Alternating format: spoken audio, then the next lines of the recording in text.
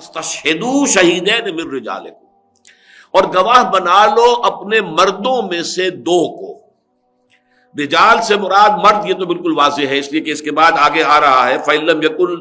رَجُلَيْنِ فَرَجُلٌ وَامْرَأَتَانِ مِمَّا تَرْضَوْنَ مِنَ الشُّهَدَاءِ، کہ اگر دو مرد دستیاب نہ ہو تو پھر ایک مرد اور دو عورتیں، ان میں سے کہ جو تمہیں پسند ہو، جن کے اوپر اعتماد ہو، جن کے خوف خدا پر، تقوی پر، دیانت پر، عدل پر، انصاف پر تمہیں اعتماد ہو۔ تو یہاں شہیدین من رجالکم، یہاں ایک بحث ہے کہ آیا غلام کی جو ہے گواہی اس میں قابل قبول ہے یا نہیں۔ تو اس میں اگرچہ بہت سے فقہا کہتے ہیں کہ چونکہ صرف رجل کا لفظ آیا ہے، مرد ہو چاہے وہ غلام ہو اور چاہے وہ آزاد حر ہو، لیکن یہ کہ امام ابو حنیفہ اور امام شافعی یہ دونوں اس پر متفق ہیں کہ نہیں، جو غلام ہے اس کی گواہی نہیں ہوگی۔ اس کی وجہ یہ ہے کہ اس کی حاضری جو ہے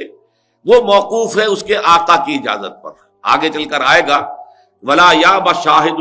جب وہ بلایا جائے تو شہداء جو ہے ولا یاب الشہداء اذا ما دعوا، جب انہیں گواہی کے لیے بلایا جائے تو وہ انکار نہ کریں، انہیں حاضر ہونا ہوگا۔ لیکن ظاہر بات ہے کہ غلام جو ہے وہ اپنی مرضی کا مالک نہیں ہوتا، وہ تو اگر اس کا آقا اجازت دے گا تو جائے گا، ورنہ نہیں جا سکتا۔ لہذا یہ تکلیف جو ہے شرعی، یہ جو ذمہ داری ہے، رسپانسبلٹی، تکلیف کے بعد رسپانسبلٹی، اس رسپانسبلٹی سے غلاموں کو آزاد کر دیا گیا۔ یہ جو ہوں گے گواہ دو مرد ہوں گے آزاد۔ فَإِن لَّمْ يَكُونَا رَجُلَيْنِ فَرَجُلٌ وَامْرَأَتَانِ مِمَّن تَرْضَوْنَ مِنَ الشُّهَدَاءِ، تو پھر اگر نہ ہو دو مرد تو ایک مرد اور دو عورتیں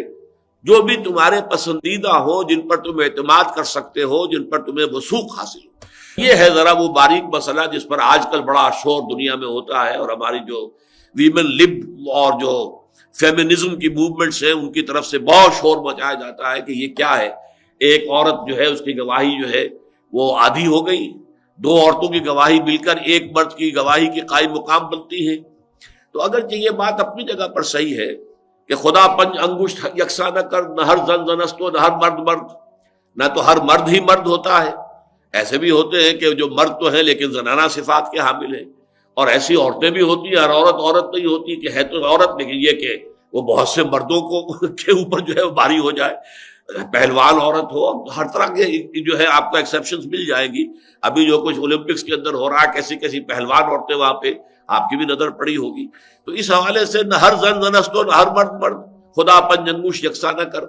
لیکن ایک بات یہ کہ اپنی جگہ پر جو سٹیٹسٹکس ہیں اس کے حوالے سے فزیولوجی نے، اناٹومی نے اول تو یہ ثابت کیا ہے کہ اپنے جسمانی ساخت کے اعتبار سے مرد اور عورت برابر نہیں ہے۔ عام طور پر عورت کا سائز مرد سے چھوٹا ہے، دماغ کا وزن ایوریج عورت کے دماغ کا مرد کے دماغ سے کم ہے، مختلف اعتبارات سے۔ اور پھر یہ کہ ہمیں معلوم ہے کہ عورت میں اصل حسن اس کی نزاکت ہے، مرد میں اس کا حسن اس کی جو ہے قوت ہے۔ مرد کے لیے ہمارے ایک پروفیسر اناٹومی کے ہوتے تھے، وہ یہ کہا کرتے تھے کہ مرد کو، یعنی مثالی مرد کے لیے اگر لفظ آئے گا دیو قامت انسان، یہ گویا کہ ایک بہت زبردست انسان مرد جو ہے، اور عورت کے لیے پری، وہ تو نازک ہو، نرم و نازک ہو، تو ظاہر بات ہے کہ وہ عورت کا حسن ہے اس کے اندر۔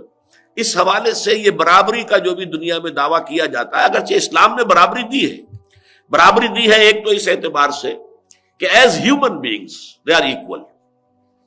کوئی اونچ نیچ نہیں ہے، کوئی انفیریئر نہیں، کوئی سپیریئر نہیں، ان کی شرافت جو ہے، شرف انسانیت میں برابر کی شریک ہے،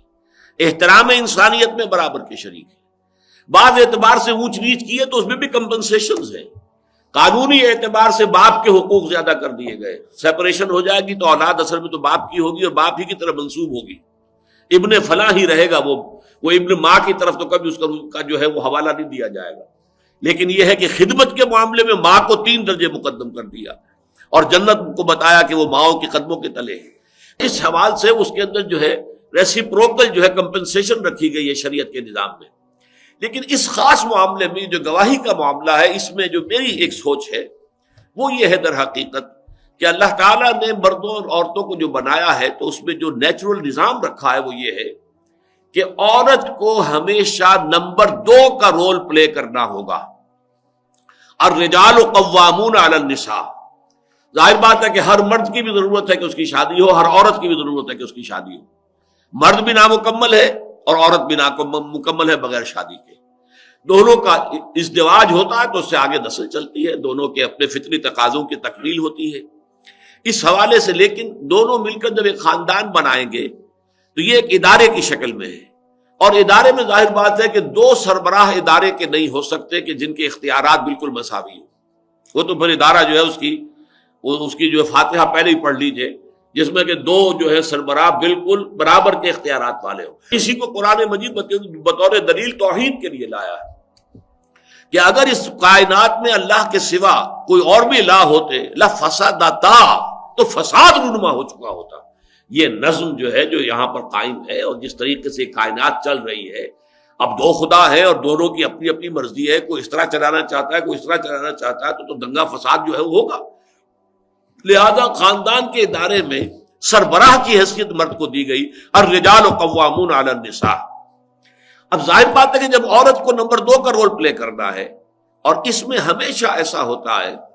کہ جو نمبر 2 پر ہوتا ہے اسے کچھ صدمے برداشت کرنے پڑتے ہیں، اسے یہ یقین ہے کہ میری رائے صحیح ہے، جو نمبر 1 ہے جو بات کہہ رہا ہے وہ غلط ہے۔ چاہے آپ ایک ادارے میں ہیں، عورت اور مرد کو چھوڑ دیجئے، آپ وائس پریزیڈنٹ ہیں اور ایک پریزیڈنٹ ہے،